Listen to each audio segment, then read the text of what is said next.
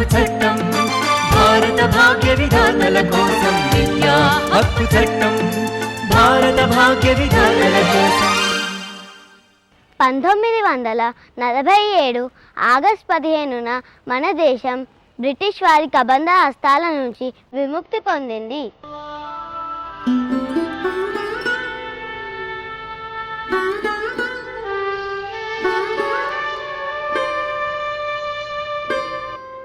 सारी दुनिया सो रही होगी, भारत नया जीवन और स्वतंत्रता लेकर जागेगा. మన రాజ్యాంగంలో 45వ ఆర్టికల్ దేశంలోని పిల్లలందరికీ 14 సంవత్సరాలు పూర్తయ్యేంత వరకు ఉచిత నిర్బంధ ప్రాథమిక విద్యను అందించాలి అని పేర్కొంది.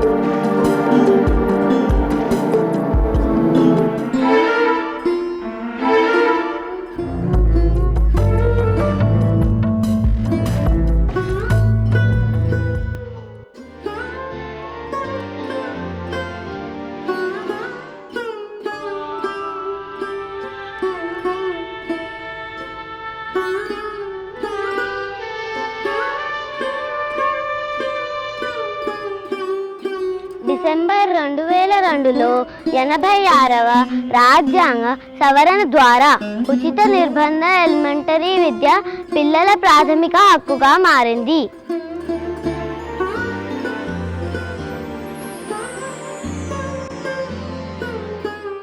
దీని ఆధారంగానే 2005వ సంవత్సరంలో పిల్లల ఉచిత నిర్బంధ విద్యా హక్కు బిల్లు ముసాయిదా రూపొందించబడింది.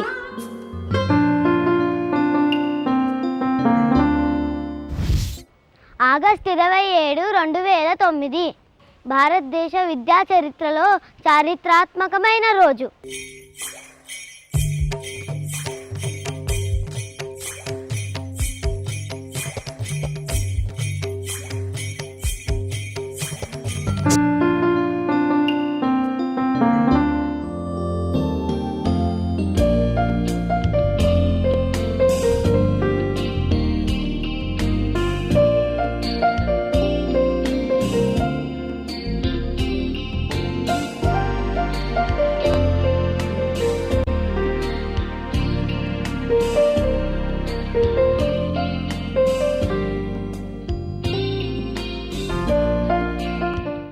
దేశంలోని పిల్లల కోరికలకు ప్రతిరూపంగా పార్లమెంటులో ఒక బిల్లు ఆమోదించబడింది. అదే బాలల ఉచిత నిర్బంధ విద్యా హక్కు చట్టం 2009. The Right of Children to Free and Compulsory Education Act 2009. విద్యా హక్కు చట్టం భారత భాగ్య విధాతల కోసం.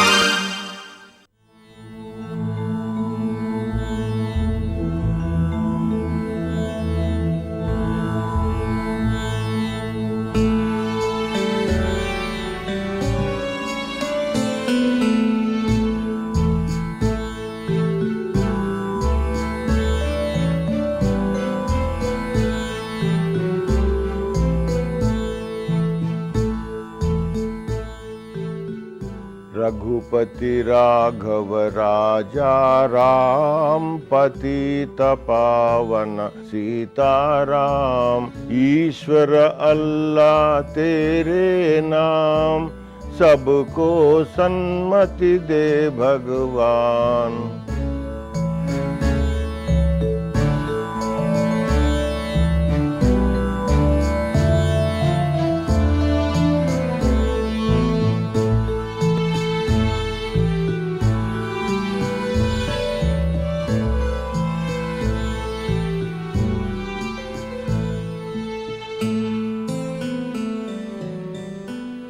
అయ్యా లక్ష్మారెడ్డి గారు, సంజయ్ కుమార్ గారు, ప్రభుత్వం మనకి ఫండ్స్ మాత్రమే ఇస్తుంది.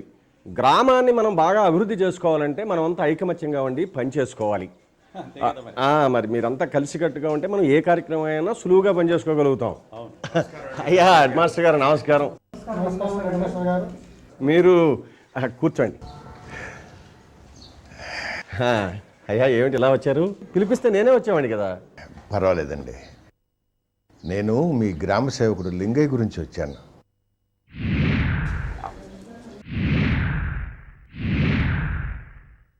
ఏమిటి లింగయ్య గురించా? అవునండి, అతని 12 ఏళ్ల కూతురు రాజేశ్వరి ఈ మధ్య స్కూల్కి రావటంలా ఆ విషయం మాట్లాడదామనే వచ్చాను.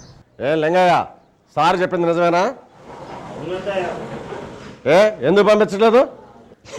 ఆడపిల్లకి చదువు ఎందుకండి అయ్యా, ఇంటి పనులకి తోడుగా ఉంటుందని నేనే బడికి పంపించలేదండి. వాళ్ళ అమ్మ పనికి వెళ్ళినప్పుడు సంటి పిల్ల ఒంటరిగా ఉంటుంది కదండి, దాన్ని చూసుకుంటా ఇంటి దగ్గరే ఉంటుందండి. అదండి హెడ్ మాస్టర్ గారు, లింగయ్య తన సమస్యను చెప్పాడు కదా, అందుకని పంపించడం లేదు. మీకు తెలీదా, ఇప్పుడు ఉచిత నిర్బంధ విద్యా హక్కు చట్టం అమల్లోకి వచ్చింది. ఆ చట్టం ప్రకారం 6 సంవత్సరాల నుండి 14 సంవత్సరాల వయసులో గల పిల్లలందరూ బడిలో చేరి ఎలిమెంటరీ విద్య పూర్తి చేయాలి. అలా చేయడం వాళ్ళ హక్కు. పిల్లల్ని అలా బడిలో చేర్పించే విద్య నేర్పించడం తల్లిదండ్రులు సంరక్షకుల బాధ్యత. అలా చేయకపోతే మనం వాళ్ళ హక్కుని హరించినట్టు అవుతుంది. నిజమండి అయ్యా? అవునా? ఉచిత నిర్బంధ విద్యా చట్టంలో ఇంకా ఏమేమి ఉన్నాయి? దానికోసమే రేపు బడిలో తల్లిదండ్రుల సమావేశం ఒకటి ఏర్పాటు చేశాను. దానికి మీరందరూ రావాలి. తప్పకుండా. నమస్కారం. అన్నట్టు లింగయ్య, ముఖ్యంగా నువ్వు రావాలి, తెలిసిందా? వస్తానండి అయ్యా, కానండి అయ్యా, 12 అయ్యా. రేయ్ వస్తానండి.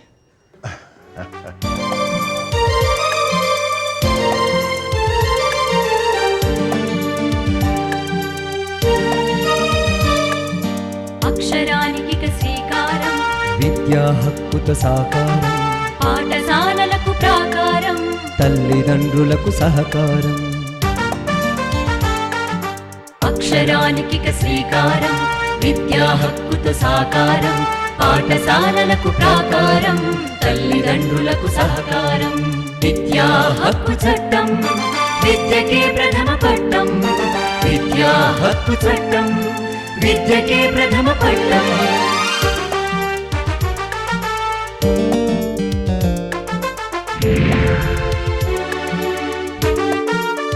నమస్కారం, కూర్చోండి.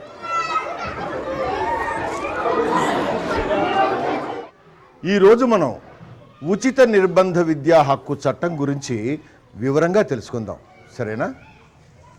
ఈ బాలల ఉచిత నిర్బంధ విద్యా హక్కు చట్టం ఆగస్టు 27, 2009 సంవత్సరం నుండి అమల్లోకి వచ్చింది.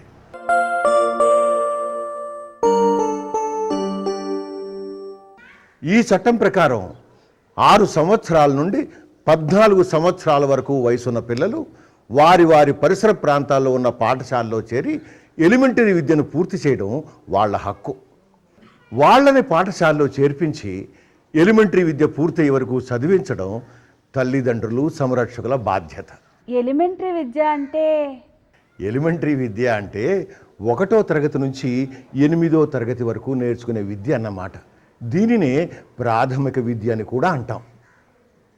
ఇక మరి పాఠశాలల్ని, తరగతి గదుల్ని ఏర్పాటు చేయడంతో పాటు బోధనా సిబ్బందిని, బోధనాభ్యాసన సామగ్రిని, ఇతర మౌలిక వసతుల్ని ఏర్పాటు చేయడమే కాకుండా పిల్లల చేత ఎలిమెంటరీ విద్య పూర్తి చేయించడం ప్రభుత్వం బాధ్యత.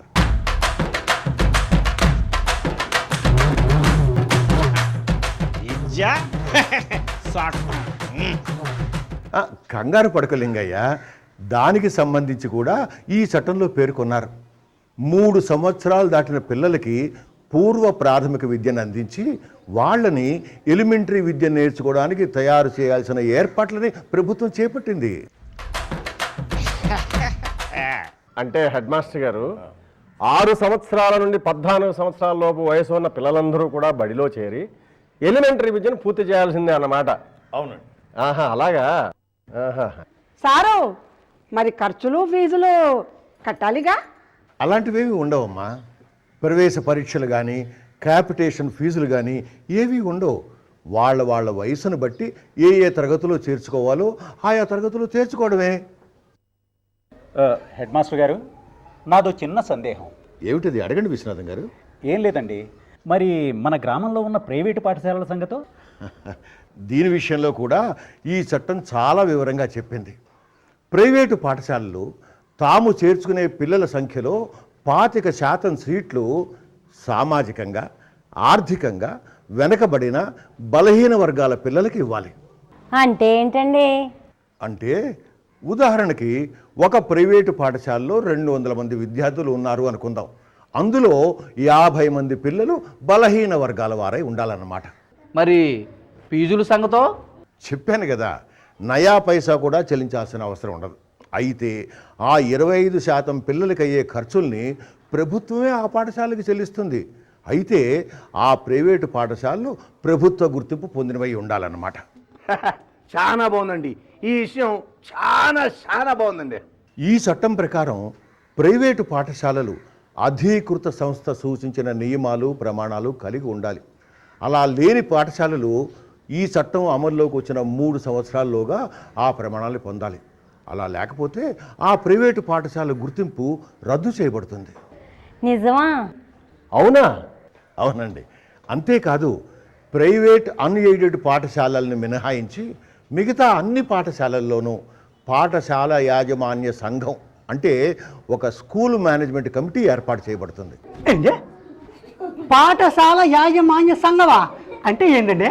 స్థానికంగా ఎన్నికైన ప్రజాప్రతినిధులతో పాటు ఆ బడిలో చదువుకునే పిల్లల తల్లిదండ్రులు, సంరక్షకులు, వీళ్లతో పాఠశాల యాజమాన్య సంఘం ఏర్పాటు చేయబడుతుంది.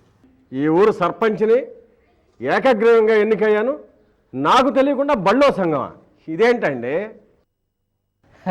ఇదేదో బాగుందండి. మరి ఈ కమిటీ ఏం చేస్తుందండి? పాఠశాల పనితీరును సమీక్షించడం, పాఠశాల అభివృద్ధి ప్రణాళికలను తయారు చేసుకోవడం, నిధుల వినియోగాన్ని పర్యవేక్షించడం, ఈ పనులన్నీ ఈ కమిటీ చేస్తుంది.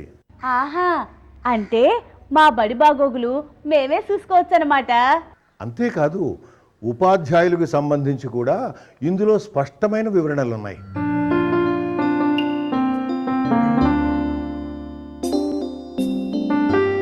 అవి ఏంటండి?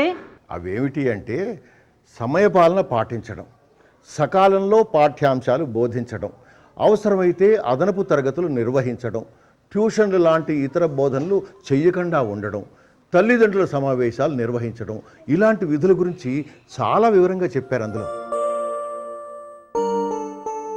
అంతేకాదు, జనాభా లెక్కలు, ప్రకృతి వైపరీత్య సహాయ విధులు, ఎన్నికల విధులు, వీటిని మినహాయించి ఉపాధ్యాయుల్ని ఏ ఇతర పనులకి పంపకూడదు అని ఈ చట్టం చాలా స్పష్టంగా చెబుతోంది. విద్యా హక్కు చట్టం భారత భాగ్య విధానాల కోసం. బాలల ఉచిత నిర్బంధ విద్యా హక్కు చట్టం 2009లోని విశిష్టతలను ఒకసారి చూద్దాం. 6 నుండి 14 సంవత్సరాల వయసు పిల్లలందరూ వారికి అందుబాటులో ఉండే పాఠశాలలో చేరి ఎలిమెంటరీ విద్యను పూర్తి చేసే హక్కును కలిగి ఉంటారు. పాఠశాలల ఏర్పాటు మరియు అన్ని మౌలిక సదుపాయాలను ప్రభుత్వమే కల్పిస్తుంది. తమ పిల్లల్ని తల్లిదండ్రులు, సంరక్షకులు తప్పనిసరిగా పాఠశాలల్లో చేర్పించాలి. ప్రైవేటు పాఠశాలల్లో 1వ తరగతిలో చేరే బలహీన వర్గాల విద్యార్థులకు 25% సీట్లను కేటాయించాలి.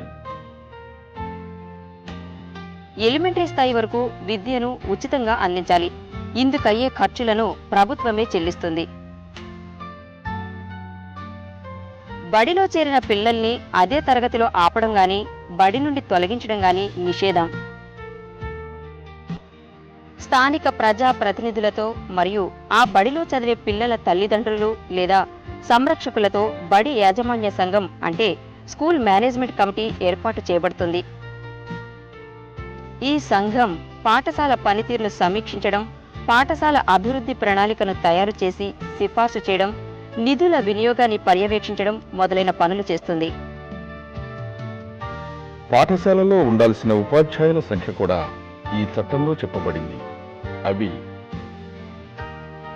1 నుండి 5 తరగతులు బోధించడానికి 60 మంది పిల్లల వరకు 2 ఉపాధ్యాయులు, 61 నుండి 90 మంది పిల్లల వరకు 3 ఉపాధ్యాయులు, 91 నుండి 120 మంది పిల్లల వరకు 4 ఉపాధ్యాయులు, 121 నుండి 200 మంది పిల్లల వరకు 5 ఉపాధ్యాయులు ఉంటారు. 150 మంది పిల్లల కన్నా ఎక్కువ మంది పిల్లలుంటే 5 ఉపాధ్యాయులతో పాటు ఒక ప్రధానోపాధ్యాయుడు ఉంటారు. 200 సంఖ్య దాటితే 1:40 నిష్పత్తి మించకుండా ఉపాధ్యాయులుంటారు. 6 నుండి 8వ తరగతి వరకు ప్రతి తరగతికి ఒక ఉపాధ్యాయుడితో పాటు అదనంగా సైన్స్ లెక్కలకు ఒకరు, సాంఘిక శాస్త్రానికి ఒకరు, భాషలు బోధించడానికి ఒక్కొక్క భాషకు ఒక్కొక్కరు చొప్పున ఉపాధ్యాయులుంటారు. పిల్లల సంఖ్య 100కు మించినట్లయితే ఒక పూర్తికాల ప్రధానోపాధ్యాయునితో పాటు చిత్రకళ, వ్యాయామ విద్య, వృత్తి విద్యలను బోధించడానికి తాత్కాలిక బోధకులను నియమిస్తారు. మౌలిక వసతులు. అన్ని పాఠశాలల్లో ప్రతి టీచర్కు ఒక తరగతి గది, ప్రధానోపాధ్యాయుల గది, వంటగది, మంచినీటి సౌకర్యం, ఆడపిల్లలు మగపిల్లలకు వేరువేరుగా మరుగుదొడ్లు, ఆట స్థలం, ప్రహరీ గోడ లేదా కంచె, గ్రంథాలయం వంటి సౌకర్యాలు, బోధనా పరికరాలు, క్రీడా సామాగ్రి ఉండాలి. మరి ఇప్పటి వరకు మనం బాలల ఉచిత నిర్బంధ విద్యా హక్కు చట్టం గురించి మాట్లాడుకున్నాం. ఈ చట్టం గురించి మరి మీకు బాగా అర్థమైంది అనుకుంటాను. మరి రేపటి నుంచి మీ పిల్లల్ని బడికి పంపిస్తారు కదా? ఏం లింగయ్య? కానీ అండి అది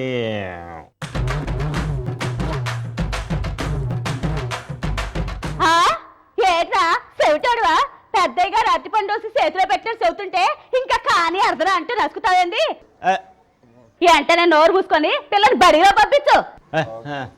లింగయ్య, చివరిసారిగా చెప్తున్నా, పాపను బడికి పంపిస్తావా? పాపను చూడకుండా నేను పైకి పంపించమంటావా? అరే ఓ లింగా, దమాకెక్కి తెలియదురా? అరే సార్ ఇంత మంచిగా చిన్న పూర్వం చెప్తున్నాడు, దమాకెక్కి తెలియదురా? నీకు తలకాయ లేదురా? నాకు గనుక తిక్కరే ఇంకో బిడ్డ నేను. అరే నోరు మూసుకుని పిల్లల్ని స్కూల్ పంపి, పొద్దుగా చూస్తా ఓ పిక్చరే ఉన్నావు, పంపి.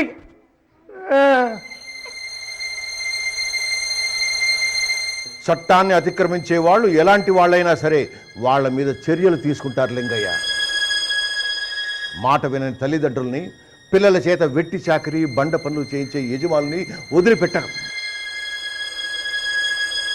అరెస్ట్ చేసి జైల్లో పెడతారు, జరిమానా వేసి కఠిన శిక్ష విధిస్తారు. గుర్తుంచుకో. తప్పైపోయిందయ్యా, ఇన్నాళ్ళు నాకు అర్థం కాలేదయ్యా, ఇప్పుడు అర్థమైందయ్యా.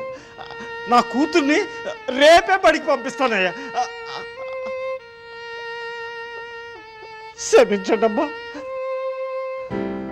క్షమించండి బాబు, క్షమించండి అయ్యా, క్షమించండి.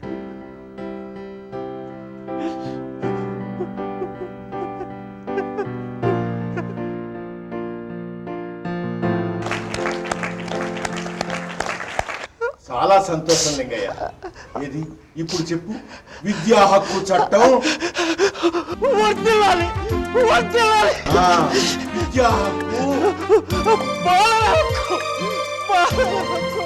చదువు నేర్చుకో, తలరాత మార్చుకో, తలరాత మార్చుకో, తలరాత మార్చుకో.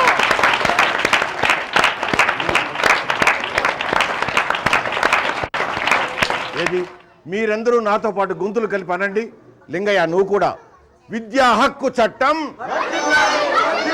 విద్యా హక్కు చట్టం, విద్యా హక్కు చట్టం, విద్యా హక్కు, విద్యా హక్కు, విద్యా హక్కు. చదువు నేర్చుకో, చదువు నేర్చుకో. విద్యా హక్కు చట్టం. అక్షరానికి శ్రీకారం, విద్యా హక్కుతో సాకారం, పాఠశాలలకు ప్రాకారం, తల్లిదండ్రులకు సహకారం. అక్షరానికి శ్రీకారం, విద్యా హక్కుతో సాకారం, పాఠశాలలకు ప్రాకారం, తల్లిదండ్రులకు సహకారం. విద్యా హక్కు చట్టం, విద్యకే ప్రథమ పట్టం. విద్యా హక్కు చట్టం, విద్యకే ప్రథమ పట్టం.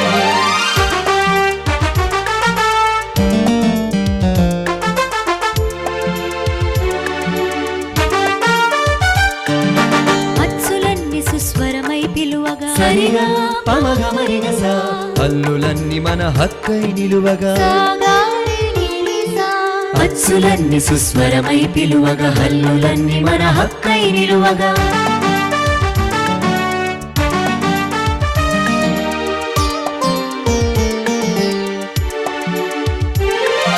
బంజరు బిళ్ళలో, బండరాళ్లలో, నాగటి చాళ్లలో, చాయిస్ చాళ్లలో. బంజరు బిళ్ళలో, బండరాళ్లలో, నాగటి చాళ్లలో, చాయిస్ చాళ్లలో. కరిగే మరిగే బాలల స్వేదపు వెట్టి చాకిరిని అంతం చేయగా. బడి గంటలు జనగణమని మోగగా. విద్యా హక్కు చట్టం, బాలల భవితకు బంగారు పట్టం. విద్యా హక్కు చట్టం, బాలల భవితకు బంగారు పట్టం.